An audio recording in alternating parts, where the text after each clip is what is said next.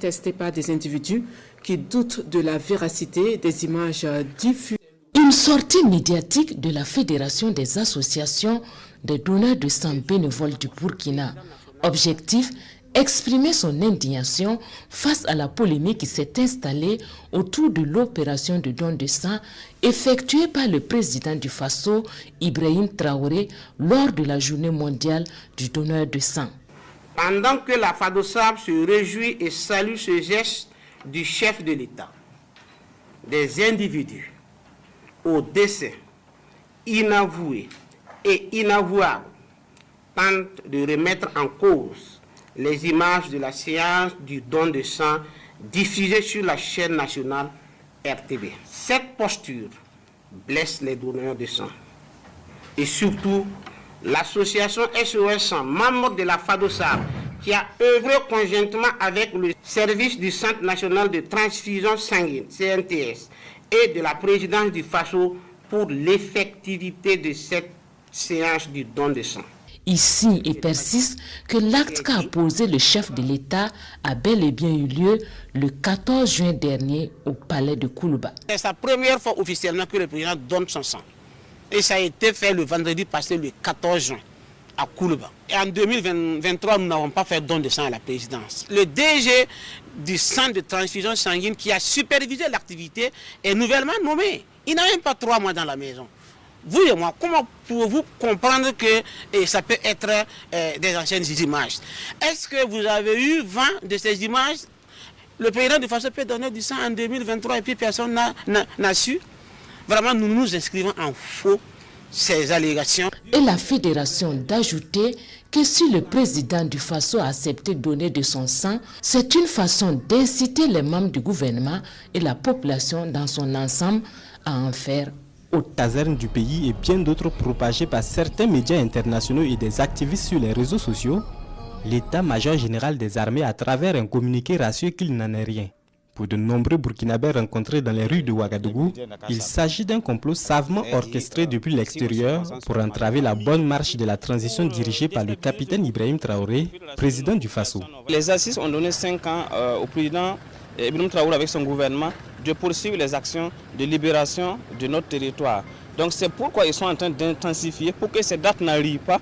Et le président, en tout cas Ibrahim Traoré avec son gouvernement, pour qu'ils puissent atteindre ou réaliser en tout cas, leurs actions ou leurs projets finesses. Tous ceux qui sont en train de parler là, vous savez très bien, ce sont des apatrides et généralement, dont la majorité ne sont même pas au Burkina Faso. Comment des gens qui ne sont pas au Burkina Faso vont avoir une information exacte de ce qui se trouve au Burkina Faso? Ça veut dire qu'ils sont en train de manipuler l'information à leur fin. Pour ces Burkinabés, la référence en matière d'information fiable doit être les médias nationaux ou encore celles émanant de sources gouvernementales. Désormais, il n'est plus question de se laisser manipuler par quiconque, souligne ces Burkinabés. Les Burkinabés qui sont à l'intérieur du Burkina, on sait comment est la bravoure de notre capitaine et de nos militaires. Dieu merci, le jour de la fête, même le président est parti prier avec la population.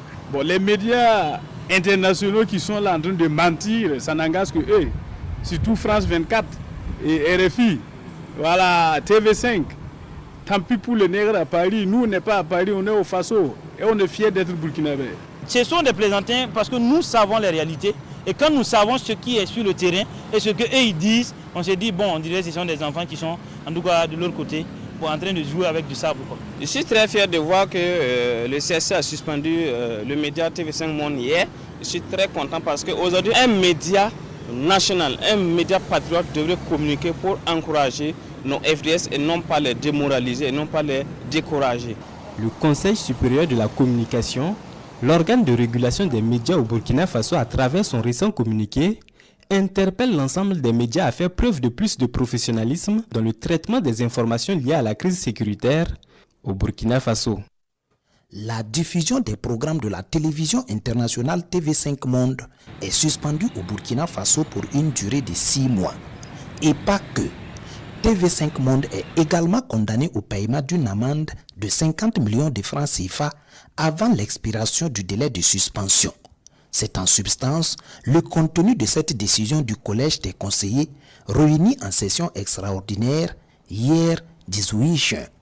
l'autorité de régulation des médias au Burkina reproche à TV5 Monde des insinuations malveillantes et des affirmations infondées de la part de l'invité du journal du 17 juin dernier, Newton Ahmed Bari en l'occurrence, tendant à une manipulation de l'opinion. Ces allégations de nature à minimiser les efforts consentis par les autorités de la transition, les forces combattantes et les populations dans l'élan de reconquête du territoire national. Des actes jugés susceptibles de créer la psychose et surtout contraires aux dispositions de la loi 059-2015 CNT du 4 septembre 2015 portant régime juridique de la radiodiffusion sonore et télévisuelle au Burkina Faso qui prohibe la diffusion ou la reproduction de nouvelles fausses de nature à porter atteinte à la paix publique ainsi qu'à l'apologie des crimes ou délits. Ce communiqué rappelle également une sanction antérieure à l'encontre de TV5 Monde Afrique le 27 avril 2024 suite à la diffusion de contenu d'un rapport de l'ONG Human Rights Watch accusant les forces armées nationales. Le CRC profite de cette occasion pour appeler les médias à faire preuve de professionnalisme dans le traitement de l'information.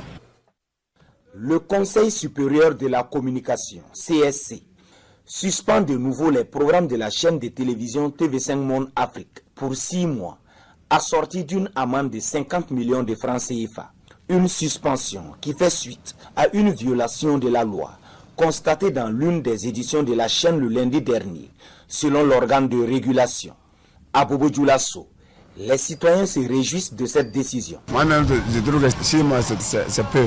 Ceux qui donnent les fausses informations, là, on doit les suspendre 3 ans minimum. Pourquoi ici, on va laisser certaines chaînes venir donner des informations pour semer la confusion au Burkina Faso? C'est pas normal. Il faut les recadrer.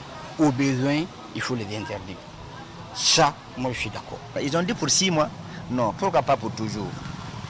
Il faut fermer pour toujours. 50 millions même, c'est petit. Et c'est eux qui sont toujours prêts à donner des informations. Étant à des milliers de kilomètres, ils ont des informations pour donner.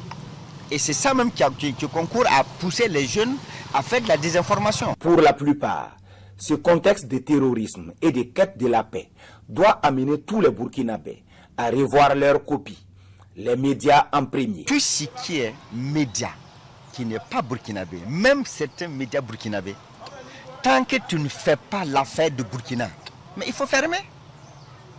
Il faut fermer. Nous sommes en guerre. Chaque média devrait participer à cette guerre. Chacun à sa façon. Dès lors que tu es dans ce pays, tu parles de ce pays, tu participes à la guerre. Soit pour l'ennemi ou pour le pays. Si ils essayent de revenir, eux, respecter nos cahiers de charges ici, il n'y a pas de souci. Ils peuvent continuer à émettre.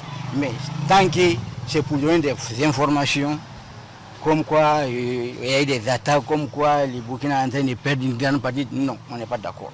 Ça, franchement, il faut que l'État prenne ses responsabilités par rapport à ces sujets-là. Cette nouvelle suspension se veut une interpellation de l'organe de régulation aux médias à faire preuve de plus de professionnalisme dans le traitement de l'information, surtout en ce temps de crise.